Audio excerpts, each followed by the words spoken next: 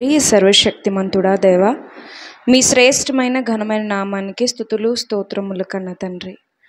దేవా, ఇప్పటి వరకు సహోదరులకు మీ ఆత్మను దయచేసి దేవా ఎన్నో ఉన్నతమైన మాటలను పరలోకం చేర్చుటకు తండ్రి నీవు పొందుపరిచిన ఎన్నో ప్రత్యేకమైన విషయాలను మాట్లాడినందుకు మీకు స్తోత్రము.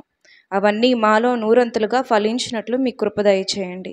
అలాగే ప్రభువా తండ్రి, ఇప్పుడు నేను మాట్లాడుచుండగా నా యొక్క సొంత జ్ఞానమును మరుగుపరిచి మీ ఆత్మచేత నింపి ఇవ్వబడినటువంటి సమయంలో తండ్రి లేఖనములోని కొన్ని విషయాలను తండ్రి నాయన వివరించుచుండగా మమ్ము నడిపించమని, విన్న వాటి ప్రకారము మేము జీవించినట్లు సహాయము చేయమని మా రక్షకుడైన యేసుక్రీస్తు ప్రభువారి పరిశుద్ధ నామమున ఈ ప్రార్థన మనలు అడిగి వేడుకుంటున్నాము కన్న తండ్రి, ఆమేన్.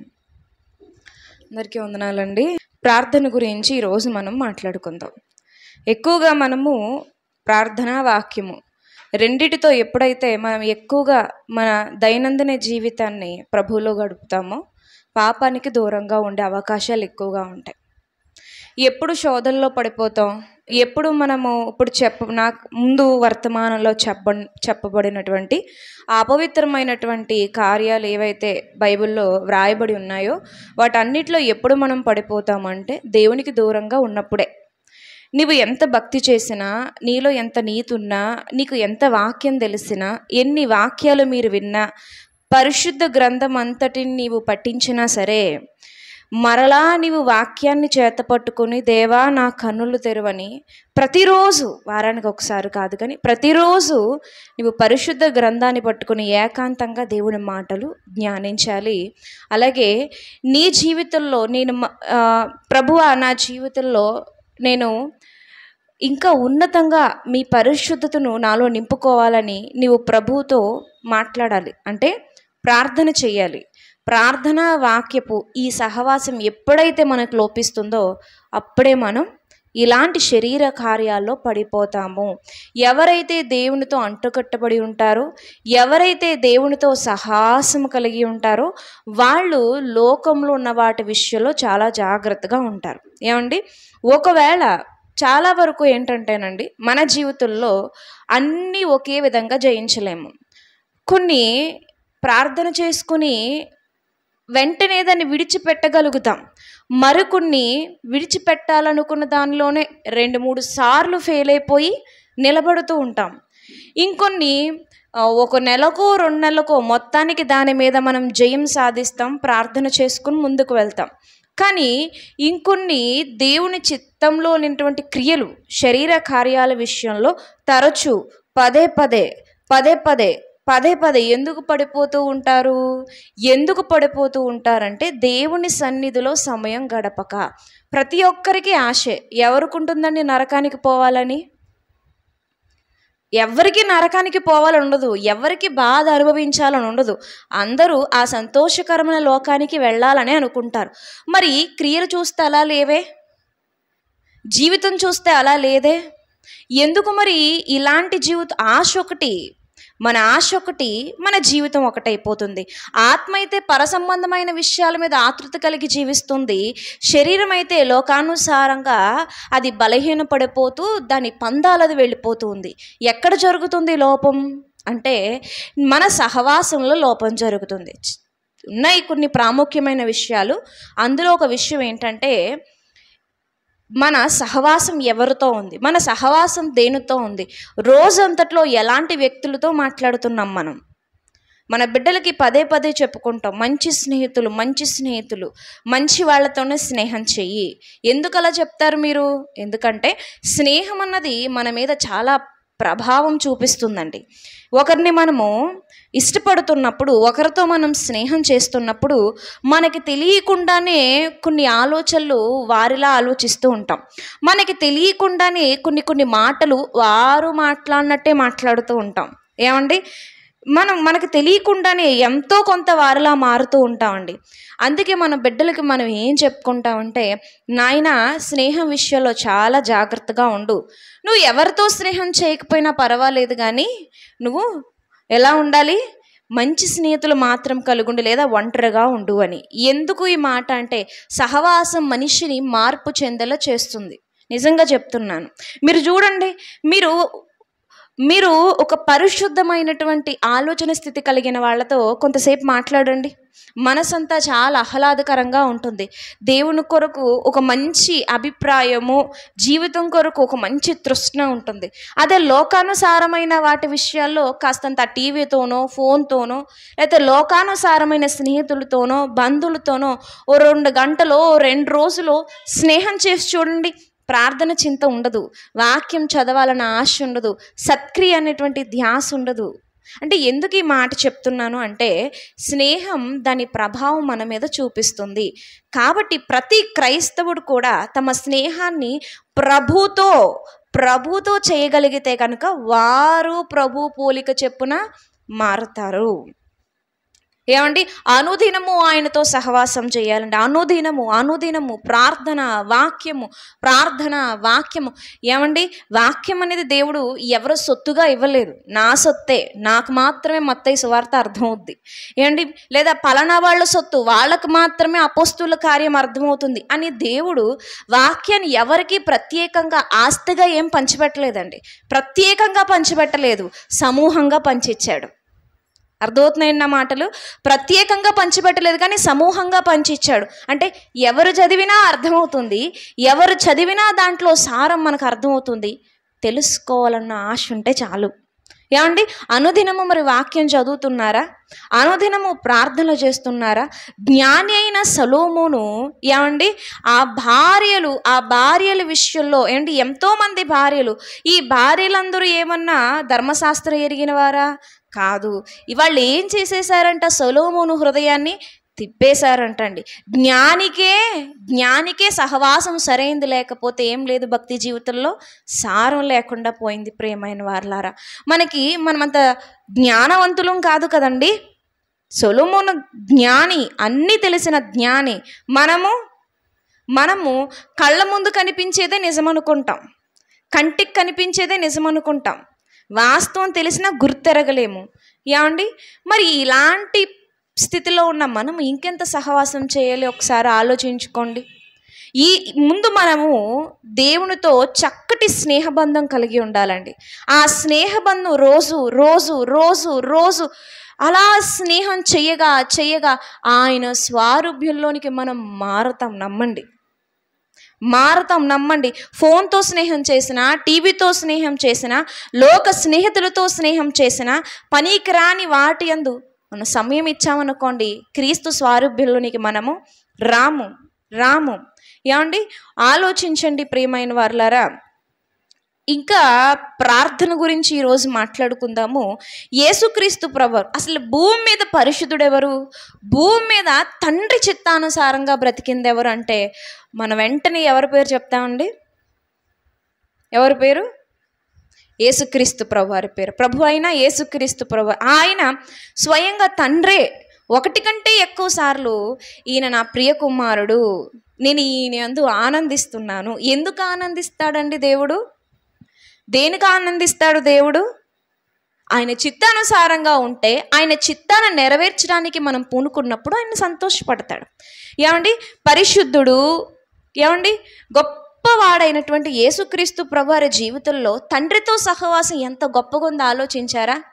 ఆయన వాక్యం చెప్పినా తండ్రే, శిష్యులు ఏదైనా ప్రశ్న అడిగినా తండ్రి, ప్రార్థన చేసిన ఆ తండ్రి, ఏకాంతంగా గడిపిన తండ్రి, కష్టం వచ్చిన తండ్రి, చావైనా తండ్రి, ఏదైనా ఆ సహవాసం ఎందుకు యేసుక్రీస్తు ప్రభువారు కలిగి ఉన్నారంటే, ఈరోజు మనతో చెప్తున్నారు, నేను పరిశుద్ధుడినై ఎలా ఉన్నానో మీరు అలా ఉండాలి.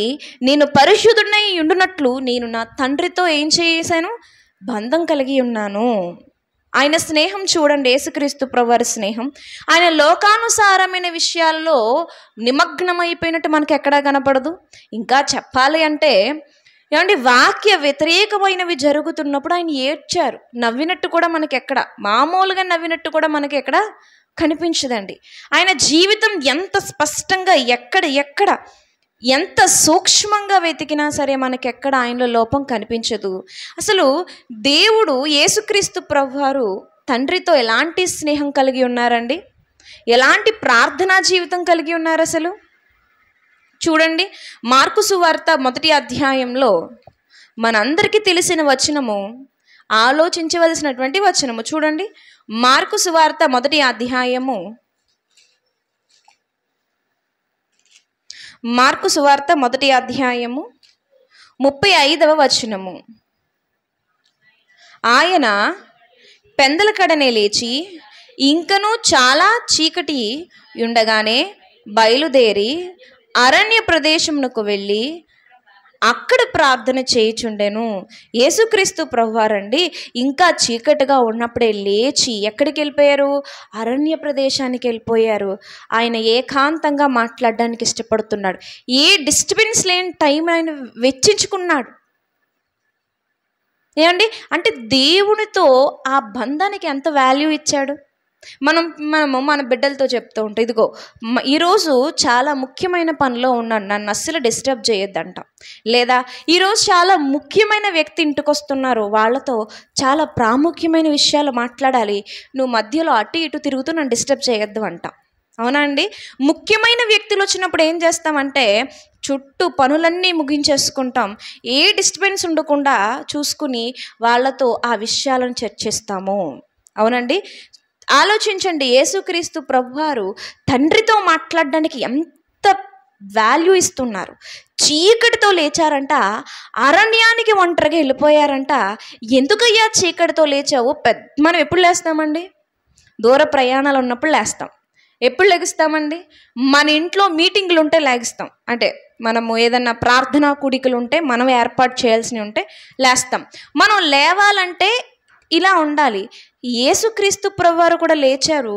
ఆయన ఎందుకు లేచారంట? ప్రార్థన కోసం లేచారు. మనం కూడా అలా ఏకాంత సమయాన్ని ప్రార్థనకు కేటాయించి ఆయనతో సహవాసం చేస్తే గనుక మనం పాపానికి దూరంగా ఉండొచ్చు. ప్రియమైన వారులారా, ప్రతిదీ ఆయనతో చెప్పుకోవడమేనండి. ఎవరు గొప్పవాళ్ళు ఏం కాదండి. పాప విషయంలో ఎవరు గొప్పవాళ్ళు కాదండి. పాపం అందరినీ లొంగదీసిందండి.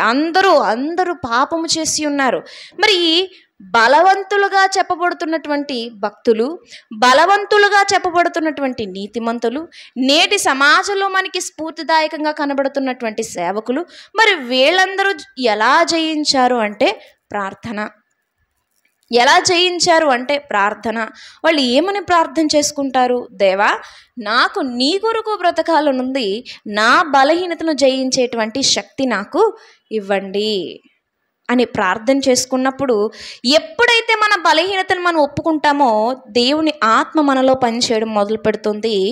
శరీర క్రియలను చంపేటువంటి శక్తిని మనకు ఇస్తుంది. ప్రియమైన వారులారా, ఆ ఒక పెద్ద ఆయన విజయవాడ ప్రాంతంలో ప్రభుదాస్ గారని ఒక పెద్ద ఆయనండి సేవలోనికి వచ్చారు. ఆయన ఒక న్యూస్ ఛానల్లో పనిచేసేవారండి. ఆయన ఒకసారి ఫోన్ చేసి వాళ్ళ ఊరిలో వాక్యం చెప్పడానికి పిలిచారు. అప్పుడు పరిచయం అయినటువంటి పెద్ద ఆయన, 90 ఏళ్ళు ఉంటాయండి ఇంచుమించుగా. ఆయన ఒక మంచి ఉద్యోగం కలిగి ఉన్నాడు, మంచి భార్యను కలిగి ఉన్నాడు. 9 ఆడపిల్లలండి ఆయనకి. ఏమండి, భార్య రోగగ్రస్తురాలండి. చిన్న పిల్లలు. భార్య రోగగ్రస్తురాలు అయిపోయిందండి. ఆ భార్యతో చెప్పాడు, నాకు సేవ చేయాలని ఉంది, మరి నేను ఉద్యోగం విడిచిపెట్టేస్తున్నానని. ఉద్యోగం విడిచిపెట్టేస్తానని చెప్పి ఉద్యోగం విడిచిపెట్టేశాడు. ఉద్యోగం విడిచిపెట్టిన తర్వాత కొన్నాళ్ళకు భార్య చచ్చిపోయింది. ఈ ఆడపిల్లలందరూ తండ్రి భుజాల మీద ఉన్నారు. ఇప్పుడు ఈయనకు అర్థం కావట్లేదు, సేవకి ఉద్యోగం అడ్డనుకుని ఉద్యోగాన్నే పక్కకు పెట్టేశాను, ఇప్పుడు నా సంతానం నేను ఎలా పెంచాలి, ఎలా పోషించాలంటే చాలామంది అన్నారంట, నువ్వు 2వ వివాహం చేసుకో, తప్పేం లేదు, అదేమీ వాక్య వ్యతిరేకమైంది కాదు అంటే ఆయన లేదు, నేను ప్రభు కొరకు జీవించాలి అని ఒక తీర్మానం తీసుకుని ఇప్పటికి 90 ఏళ్ళండి. ఇప్పటికి 90 ఏళ్ళు. 7 ఆడపిల్లలకి పెళ్ళిళ్ళు చేసేశారు. 7 ఆడపిల్లలు సెటిల్ అయిపోయారు. 7 ఆడపిల్లలు కూడానండి ఎక్కడ కింద లేరండి, అంటే లేని స్థితిలో లేరండి, ఒకరిని చేయి చాపే స్థితిలో లేరండి. ఆయన దేవుని మీద ఆధారపడ్డారు. నిజంగా భార్య వచ్చినా ఆ బిడ్డలకు ఆ భవిష్యత్తు ఇవ్వగలిగేదా? చెప్పలేం మనం. కానీ దేవుడికి తన బిడ్డల భారాన్ని విడిచిపెట్టాడు. దేవా నువ్వే ఉన్నావు, నేను ఏదేమైనా సరే నీ సేవలో ఉండాలి. తప్పు లేకపోవచ్చు రెండో వివాహం, కానీ నాకు అవసరం లేదనుకున్నాడు. దేవుని సేవలో ముందుకెళ్ళాడు. 7 ఆడబిడ్డల్ని ఎక్కడ ఏ ఒక్కటి తక్కువ కాకుండా దేవుడు ఆ యొక్క గ్రామంలో వాళ్ళని స్థిరపరిచాడు. 90 ఏళ్ళు వచ్చినా సరే ఇప్పటికీ ఆయన 3 సంఘాలు స్థాపించాడండి. ఆయన సైకిల్ తొక్కుతూ దూర ప్రాంతాలు, మరలా కారులో తీసుకెళ్తేనే చాలా దూరం అనిపించింది, ఆయన సైకిల్ తొక్కుకుంటూ వెళ్ళాడండి. అలా 3 సంఘాలు ఇప్పటికీ కూడా ఆయన పరిచర్య చేస్తూ వాక్యం చెప్తున్నాడండి. ఇప్పటికీ కూడా లంగ్స్ పోయాయి, హార్ట్ పోయింది, కానీ ఇంకా మరి మనం ఎలా అయితే ఉన్నామో అలాగే యాక్టివ్గా ఉంటాడండి ఆయన. నిజంగా ఆయన ప్రభు కొరకు ఎలా మరి తన ప్రతి విధమైనటువంటి వండి పెట్టే వాళ్ళు ఉండరు, ఆదరించే వాళ్ళు ఉండరు, బిడ్డలను చూసే వాళ్ళు ఉండరు. అయినా సరే ఏది ఏమైనా సరే నాకు ప్రభు అన్నీ ఇస్తాడని నమ్మకం ఎలా ఉంచగలిగాడంటే అది దేవుడి మీద వేసుకున్న భారం అనే మనం చెప్పాలి. నేను బలహీనుడు, కానీ నీ కొరకు బలంగా బ్రతకాలనుకుంటున్నాను దేవా, నన్ను బలపరచు అన్న ప్రార్థనని చెప్పుకోవాలి ప్రియమైన వారలారా. మరి ఇలాంటి ప్రార్థనలు మనం చేయగలిగితే మనం కూడా కడవరకు మన బ్రతుకులను కాపాడుకుంటూ ఈ పాపేచ్చులు కలిగినటువంటి ఈ శరీరంలో మూలుగుతున్నటువంటి ఆ ఆత్మకు విమోచనను మనము తెచ్చుకోవచ్చండి. లేదా ప్రార్థనా జీవితం లేకపోతే కనుక మనం సొంతంగా ఈ పాపం అనే యుద్ధ భూమిలో ఎంత పోరాడినా సరే మనం ఈ పాపాన్ని జయించలేము. నువ్వెన్ని ప్లాన్లు వేసుకున్నా, నువ్వు ఎంత కష్టపడినా ఈ పాపపు సంఖ్యల నుంచి ఏది కూడా నీ హృదయాన్ని విడుదల చెయ్యలేదు. నువ్వు బానిసవుగా మిగిలిపోతావు. నువ్వు బానిసవు కాకూడదంటే ప్రభువు దగ్గరికి వెళ్ళి సంఖ్యలు తెంచిన ఆయన నాకు స్వేచ్ఛ ఇవ్వి అని నీవు అడిగితే గనుక ప్రభు ఆయన ఆత్మని నీకు దయచేసి ఆత్మ స్వభావము గల మనిషిగా నిన్ను ఉంచుతుంది. ఆత్మ స్వభావం అంటే ఆత్మకు తిండి మీద ఉంటుందా, ఆత్మకు నిద్ర మీద ఉంటుందా, ఆత్మకు లోక భోగాల మీద ఉంటుందా, ఆత్మకు ఆరాధన మీద ఉంటుంది, స్తుతి మీద ఉంటుంది. అలాంటి స్వభావము గల మనిషిగా దేవుడు నిన్ను బ్రతికుండగానే, ఈ పాప శరీర ఆకారములో ఉండగానే ఆ స్థితిని నీకు దేవుడు దయచేస్తాడు. అందుకే యేసుక్రీస్తు ప్రభువారు మనకి నేర్పడానికి ఆయన ఎప్పుడు వెళ్ళిపోతున్నాడు? ఇంకా చీకటి ఉండగా ప్రార్థన చేసుకోవడానికి వెళ్ళిపోతున్నాడు, మనకి నేర్పించడానికండి. ఇంకా అదే కాదు, ఆయన పరిచర్యను స్టార్ట్ చేసే ముందు కూడా అరణ్యములో 40 దినాల పాటు ఆయన ఏం చేశాడు? ఉపవాసముతో ప్రార్థనే చేశాడు ప్రియమైన వారలారా. ఆయన స్థాపించినటువంటి పరిచర్యను కొనసాగించడానికి 12 మంది శిష్యులను ఆయన ఎంచుకున్నాడు కదండి. ఆ ఎంపికకు ముందు కూడా ఆయన ఏం చేశాడండి? వాళ్ళను పంపడానికి, వాళ్ళని స్థిరపరచడానికి కూడా ఆయన ఏం చేశాడో తెలుసా అండి? చూడండి, లూకాసు వార్త 6వ అధ్యాయము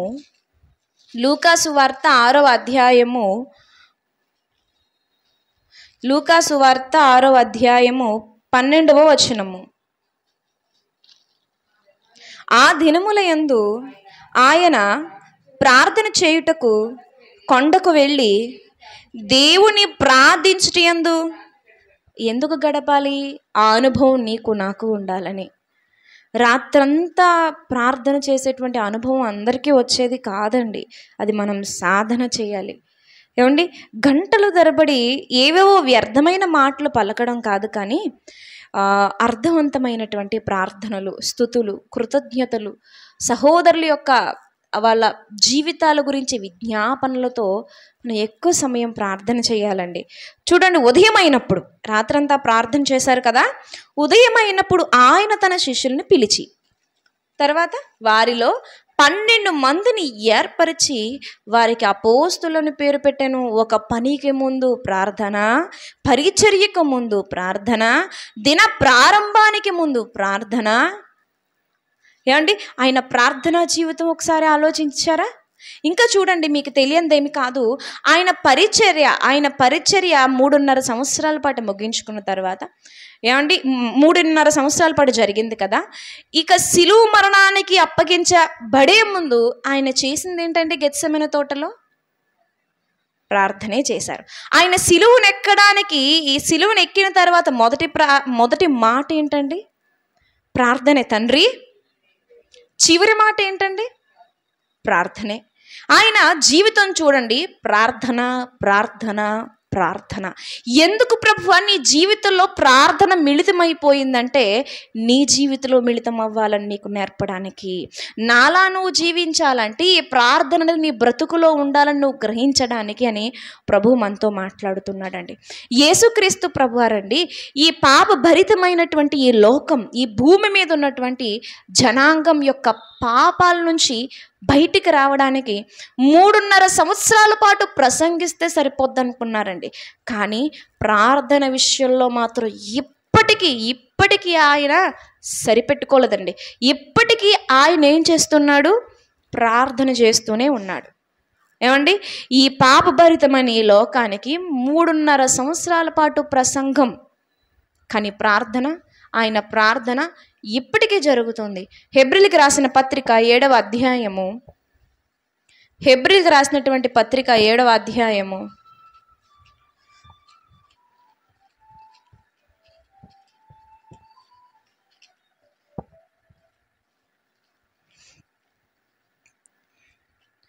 25వ వచనము. ఈయన తన ద్వారా దేవుని యొద్దకు వచ్చువారి పక్షమున విజ్ఞాపన చేయుటకు నిరంతరము జీవించుచున్నాడు గనుక వారిని సంపూర్ణముగా రక్షించుటకు శక్తిమంతుడై ఉన్నాడు. విజ్ఞాపన చేయుటకు నిరంతరము జీవించి, ఎవరి పక్షముగా? మనందరి పక్షముగా. ప్రార్థన అనేది ఇంకా కొనసాగించబడుతూనే ఉందా లేదా చెప్పండి? ఇంకా కొనసాగుతూనే ఉంది. ప్రియమైన వారులారా, శిష్యులు కూడానండి ఒకానొకసారి యేసుక్రీస్తు ప్రభువారి దగ్గరికి వచ్చి ప్రార్థన విషయంలో ఏమడిగారు చెప్పండి?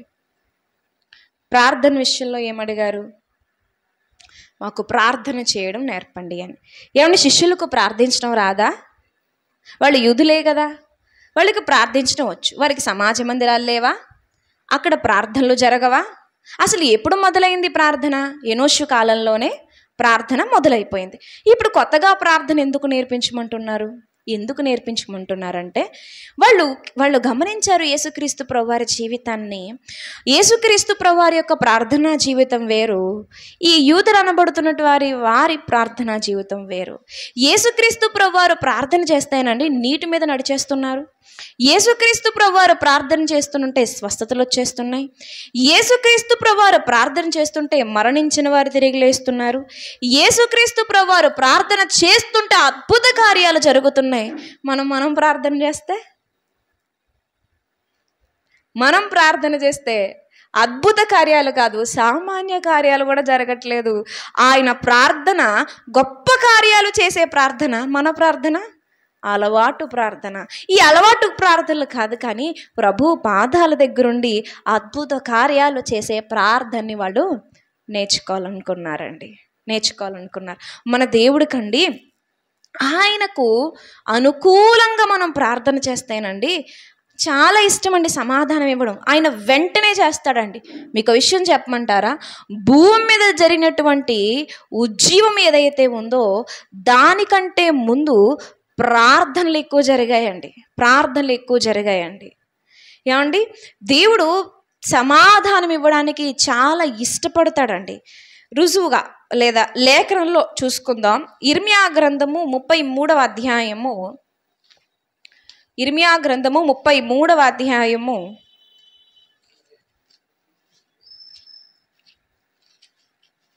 3వ వచనము. నాకు మొర్రపెట్టుము, నేను నీకు ఉత్తరమిచ్చెదను.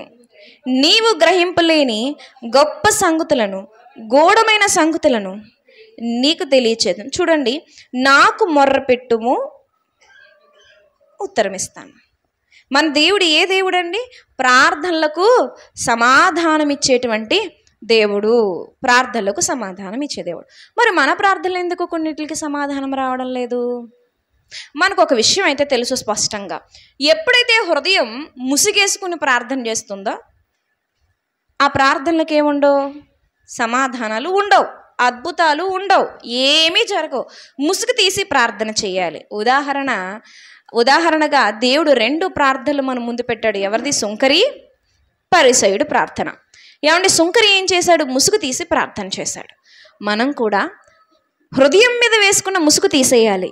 నేను మంచిదాన్ని, నేను గొప్పదాన్ని, నేను గొప్పవాడను, తప్పు లేనివాడను, నేను భక్తి చేస్తున్న దానను, నేను ఏ తప్పు లేనివాడను. ఇవొద్దు దేవా. ఒకవేళ నా దృష్టికి నా తప్పేం కనిపించకపోవచ్చు, కానీ సూక్ష్మమైన నీ దృష్టికి ఖచ్చితంగా నా లోపాలు ఏదో ఒకటి కనిపిస్తూ ఉంటాయి. దేవదూతల దగ్గరే నీకు లోపాలు కనిపిస్తున్నాయి. వాటికి శరీరం లేదు, వారు ఆత్మలై ఉన్నారు, వారు పరిశుద్ధ లోకంలో జీవిస్తున్నారు. నేను ఒక బలహీనమైన శరీరంలో ఉన్నాను, బలహీనపరిచేటువంటి ఈ లోకంలో ఉన్నాను. నా దృష్టికి నేను మంచిగా అనిపించిన ఖచ్చితంగా మీ దృష్టికి నేను ఖచ్చితంగా దోషిని ఉంటానేమో, దయచేసి అది నాకు చూపించు అని ముసుగు తీసి ప్రార్థన చేసి మన బలహీనతలను ఒప్పుకుంటే ప్రభువుకు చాలా ఇష్టం అండి. నేను మంచిదానను కాదు, నేను మంచివాడను కాదు ప్రభువా, నన్ను నీలా మార్చు ఈ ప్రార్థనలు చేయాలి. ఇంకా ఎలా చేయాలి? మన ప్రార్థనలకు జవాబు రాలేదంటే ఏదో అడ్డు, ఒకటి పాపం, ఇంకా ఏం అడ్డున్నాయి? ఎలా ప్రార్థన చేయాలి అంటే మొదటిది తండ్రి చిత్తానుసారంగా మనము ప్రార్థన చేయాలి. యోహాను గారు రాసినటువంటి మొదటి పత్రిక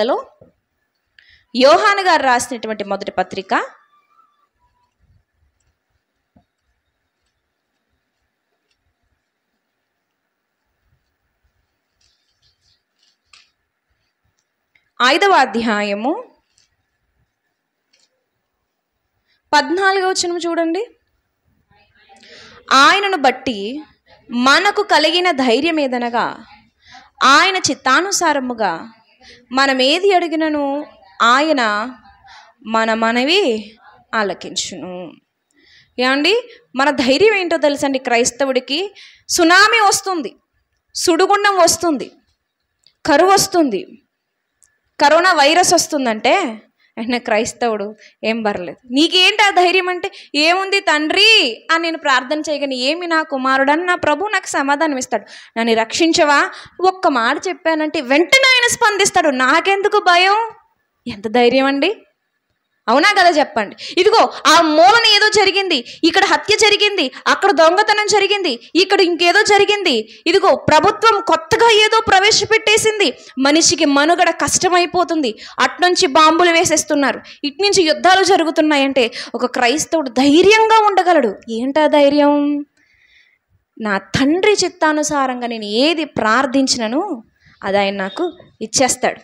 నిజంగా ధైర్యమే కదండి, అది ధైర్యమే. అందుకే నీతిమంతుడు, ఆ మాట చాలా ధైర్యాన్ని ఇస్తుంది. సింహము వలె ధైర్యంగా ఉంటుంది. ఎందుకంటే చచ్చిపోయినా గొప్ప విషయమే, బ్రతికినా గొప్ప విషయమే. చచ్చిపోయినా సురక్షితమైన స్థలమే, బ్రతుకున్న క్షేమకరమైనటువంటి స్థితే. కష్టములో అయినా క్షేమకరమైన స్థితే, కరువులో అయినా క్షేమకరమైన స్థితే, నష్టములో అయినా క్షేమకరమైన స్థితే. ఏదైనా సరే నీతిమంతుడు భూమి మీద ఉన్న క్షేమంగా ఉంటాడు, మరణించినా సురక్షితంగానే ఉంటాడు. అందుకే ధైర్యం. మరి మన ప్రార్థనలో తండ్రి చిత్తానుసారమైన ప్రార్థనలు ఉన్నాయా? ఆలోచించండి. తండ్రి చిత్తం మరి ఎలా తెలుస్తుంది చెప్పండి? వాక్యం చదివితే తెలుస్తుంది. ఒకటి, మరి దావీదు గారి అనుభవంలో నుంచి ఆయన ఒక మాట చెప్తున్నాడు, చూద్దాం. కీర్తనల గ్రంథము 32వ కీర్తన, ఆయన అనుభవంలో నుంచి ఒక మాట చెప్తున్నాడు. ఆయన 32వ కీర్తన 8-9 వచనములు. మీకు ఉపదేశము చేసేదను, నీవు 8వ వచనం సరిపోతుందని, నీవు నడవవలసిన మార్గమును బోధించదను. నీకు ఉపదేశము చేసేదను, నీవు నడవవలసిన మార్గము నీకు బోధించదను, నీ మీద దృష్టి ఉంచి నీకు ఆలోచన చెప్పేదను. తండ్రి చిత్తానుసారమైన ప్రార్థన తండ్రే చెప్తాడు. ప్రార్థించడం రావట్లేదా? తండ్రి నాకు ప్రార్థించడం రాదు. బైబిలే చెప్తుంది కదండి, మనకి ప్రార్థించడం రాదు. ఆత్మ మనలో ఉండి ఉచ్చరింప సఖ్యము కాని మూలుగులతో అది మనకు నేర్పిస్తుంది, ప్రార్థన చేయిస్తుంది. ప్రియమైన వారులారా, తండ్రి చిత్తానుసారమైన ప్రార్థన నీవు చేయాలనుకుంటే, ఒకటి వాక్యం చదువు, 2 మోకరించి దేవా నీ చిత్తానుసారమైన ప్రార్థన నాకు నేర్పించని అడగండి. అడగండి, మీరు ఏమడిగినా ఇవ్వబడతాయని వరం అండి. చాలా కథలు విన్నారు కదా మీరు, లోకల్లో కొన్ని కథలు ఉంటాయి. ఆ కథల్లో అనగనగా ఒక ఊరిలో ఒక పేదవాడు, ఆ పేదవాడికి ఒక రోజు ఒక పవర్ ప్రత్యక్షమైంది. ఒక వరమే ఇచ్చింది, 3 వరాలే ఇచ్చింది. కథలు ఏమండి, కథలు. కానీ నిజానికి మన ప్రభు అన్లిమిటెడ్గా ఇచ్చాడండి. వరం ఒకటి కాదు, నువ్వు అడగడమే లేటు. నీ జీవిత కాలంలో నీకు ఇచ్చిన సమయంలో నువ్వు ఎన్ని మిలియన్లు ట్రిలియన్లు అడిగినా అన్నీ నీకు ఇస్తాను. దేవుడు ఒక క్రైస్తవుడికి ఇచ్చిన వరాలకు ఏం లేదు, అంతం లేదు. నువ్వు ఎంత విస్తారంగా అడుగుతావో ఆయన చిత్తంలో అంత విస్తారంగా ఆయన నీకు అనుగ్రహిస్తూనే ఉంటాడు. దానికి లిమిటేషన్ లేదు. మరి ఆ వరాన్ని పొందుకోవాలంటే మనకి షరతులు అర్థం కావాలి. తండ్రి చిత్తానుసారంగా ప్రార్థన చెయ్యాలి. ఏమండి, తర్వాత మనకు తెలిసింది మరో విషయం ఏంటి? యేసుక్రీస్తు ప్రభువారి నామంలో ప్రార్థన చేయాలి. యేసుక్రీస్తు ప్రభువారి నామంలో ప్రార్థన చేయడం అంటే చివరిలో ఈ ప్రార్థన అంతటిని మా రక్షకుడైన యేసుక్రీస్తు ప్రభువారి నామమును అడుగుతున్నాము కన్న తండ్రి, ఆమెన్. అదే కానీ అది మాత్రమే కాదు. యేసుక్రీస్తు ప్రభువారి నామమున చేయడం అంటే ఆయన స్వభావంలో చేయడం. 2 స్త్రీలు ఒకవేళ కొట్టుకున్నారు అనుకుందాం. ఒక ఆమె ఇంకొక ఆమెను కొట్టేసింది. కొట్టిన ఆవిడ అన్యురాలు, దెబ్బలు తిన్నామే క్రైస్తవురాలు. ఈవిడంటే మోకరించి, ప్రభువా నన్ను ముట్టినవాడు నీ కనుగుండు ముట్టట్లే కదా, ఈమె రేపు ఉండకూడదు, ఏదోటి గుద్దించే ప్రభువా, ఈమె అపవాద పట్టింది ప్రభువా, తీసే ప్రభువా, నష్టం చేసే ప్రభువా అని ప్రార్థన చేశారు అనుకోండి. అది క్రీస్తు స్వభావమా?